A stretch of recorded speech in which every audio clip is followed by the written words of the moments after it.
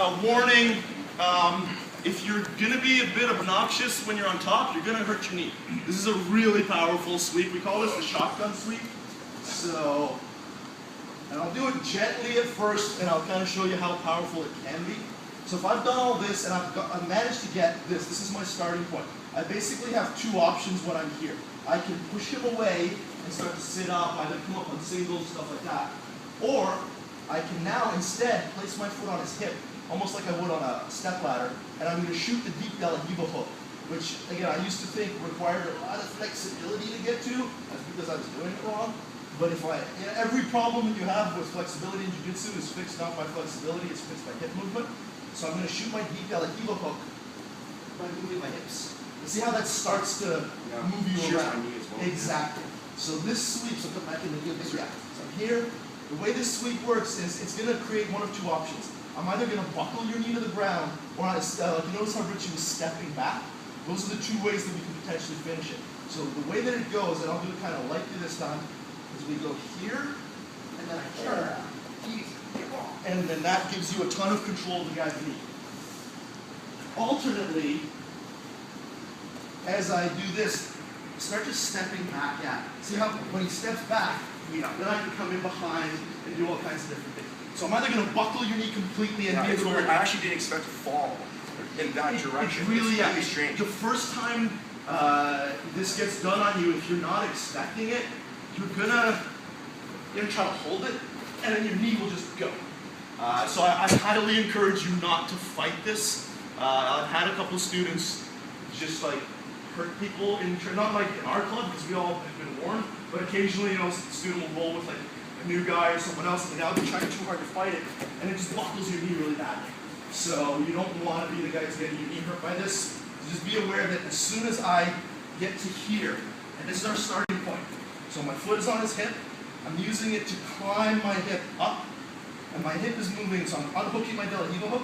My butt is moving onto his knee. That's my starting point. I'm going to turn onto my shoulder, fire this hook through, and hook just above his knee. I used to do it at the hip. I find it's more powerful at the knee because it's the end of the lever. Now when I start to straighten my legs out, I'm going to drop my butt, and that starts to buckle the guy. And you can bring him, we'll go over the directions that you can take the guy once you've learned how to buckle him. That's really cool. Yeah. Can I see that on somebody else? Absolutely. Cool. All you're doing, you're just kicking your feet straight? Pretty much, yeah. And moving your butt out of the way? Yeah. So I'm stepping on his hip. I'm lifting my butt up. I want my butt touching his leg almost the whole time. A common error here is people go like this. They get too far away and they go to shoot it. It doesn't quite work. Right?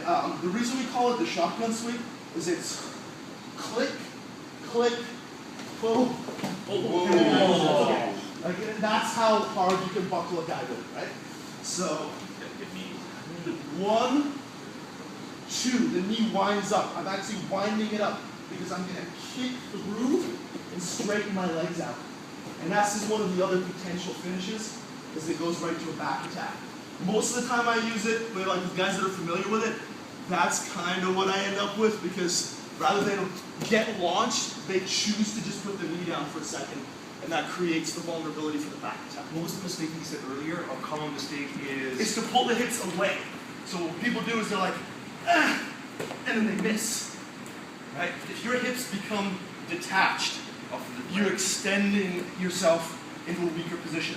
I want to climb, maintain my attachment, rotating onto my shoulder. You can actually use your hand here if you need to pause. Wind this leg up, shoot it through. See how this is starting to push on his knee? And then as I hook on his knee, that rotates it. Important that when I do this, my knee, just can you say down? My knee does not go in.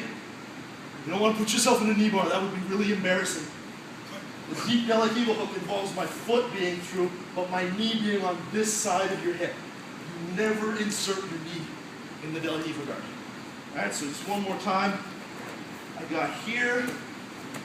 I strip this grip, and this is going to be a momentary thing. I don't hang out here. The second I strip this grip, I step and go. Hooking just above the knee, and I start to straighten my legs out and drop my butt. pull the guy out of base and you're back and forth. And you want to keep on control of the hand for as long as possible. As long as possible, yeah. What If is your it with leg the went heel? down and the thigh went down to the ankle. If And my then the heel leg- grip, yeah. So Yeah. here, right, so you got this grip. Yeah. This one, and went If I went down. here. Yeah. Yeah, it's still okay. It's just not going to be as powerful. Like, notice I can still move you. It's just not nearly as powerful. Yeah. So if you have to miss high. You know, get about there. Because it works great even if you, because I'm used to doing both feet on the hip. And it worked fine. This just works better. One more thing. Yeah. It seems to me the way you're executing it is that the tempo is fast to strip the grip and put the foot on the hip. Very. Slow to get your legs into the correct entanglement, and then fast again in order to execute it. No, I was doing it slow just for illustrative purposes. This whole thing goes fast. Like, let me do one, like, sort of live speed, and I don't want to blast your knee or anything, but let's say I got the key right pulled, he pushes my leg down, 1, 2, and then see how like I'm behind him, and now I've got my attacks. So it goes quick. As soon as I step on your hip, I want to lift and shoot my leg in and then start destabilizing. That's really Make good. sense? That's super. Right, so all we've done is created temporary vulnerability in structure. This broke his structure. This is my cue to attack. This is going to break his base.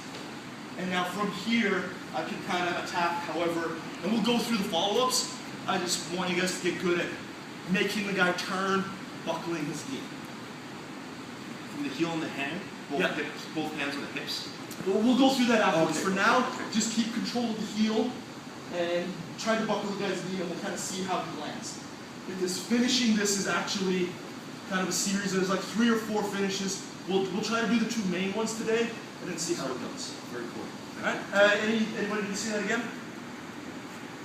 No? Cool. Let's do it.